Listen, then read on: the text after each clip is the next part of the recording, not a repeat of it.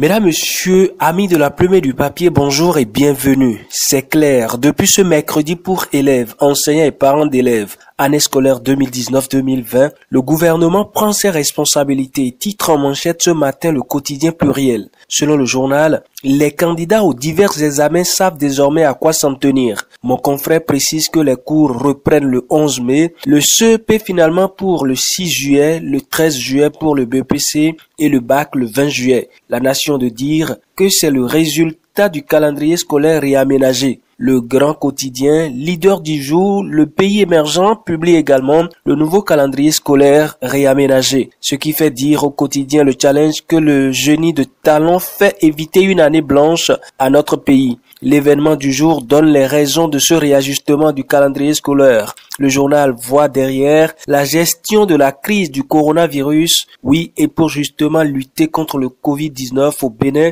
un important lot de chloroquine réceptionné nous informe ce matin le matinal. Pour la Nation du jour, le Bénin acquiert d'importants produits de traitement. Pendant ce temps, le constat sur le port du masque obligatoire est amer. Dans les communes du cordon sanitaire, les 4 vérités constatent que les Béninois se couvrent avec ce qu'ils trouvent, se désole mon confrère. En tout cas, c'est un autre constat que fait le quotidien Les Pharaons de ce matin. Pour le journal, ça part en vrille, ce qu'on nous cache. Les médecins ont banalisé la maladie pour manque de spécialistes en maladies infectieuses. Pendant que le gouvernement se bat, l'opinion exige la transparence. Renseigne ce matin mon confrère. Au front depuis le début de la crise, Benjamin Moupati, reconnaissant envers les agents de santé, se réjouit ce matin l'événement du jour. La situation préoccupe en tout cas plus d'un. Pour sauver l'Afrique face à cette crise sanitaire, Rekiat Madougou fait des propositions à la une du quotidien L'Économiste. Malgré cette pandémie, l'encadre de talent continue d'être apprécié par les acteurs politiques. Atropo salue l'amélioration de la gouvernance locale en manchette de Matin Libre ce matin. L'option quotidien de préciser que le président de la NCB a reconnu que dans nos communes actuellement, il y a des travaux d'envergure et que les communes changent de visage.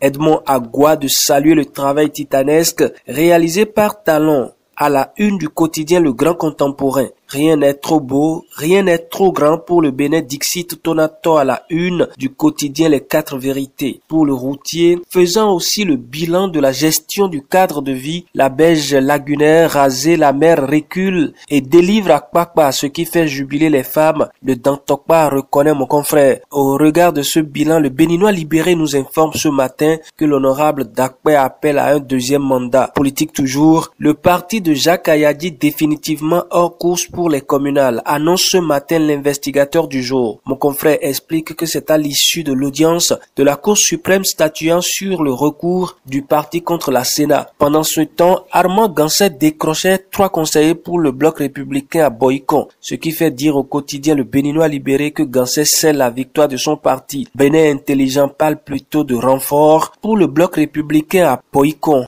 Un fruit du dynamisme de Ganser, reconnaît mon confrère. Ça chauffe toujours au sein des Foscori pour un Bénin émergent, ce qui fait dire au quotidien Pluriel que la saignée continue. Le journal précise qu'il y a des démissions en cascade des membres à la suite du président Yahi. Après justement la vague de démissions de certains membres, les jeunes FCBE de l'Atlantique et du littoral et la coordination départementale Ouémé désapprouvent les démissionnaires. Crache ce matin les 4 vérités. Pour le routier, Adjovi, Achade et autres s'enfuient des FCBE. Position des militants publiée également par le pays émergent. L'investigateur du jour de renchérit que les militants de Paracou, Cotonou et Porto Novo prennent acte du retrait de Yahi. Le secrétaire exécutif national, Paul Mpoué, continue pour sa part de recevoir des soutiens des militants sur l'ensemble du territoire national. Mesdames, Messieurs, ainsi se referme la revue de presse de ce matin. À demain pour un autre numéro.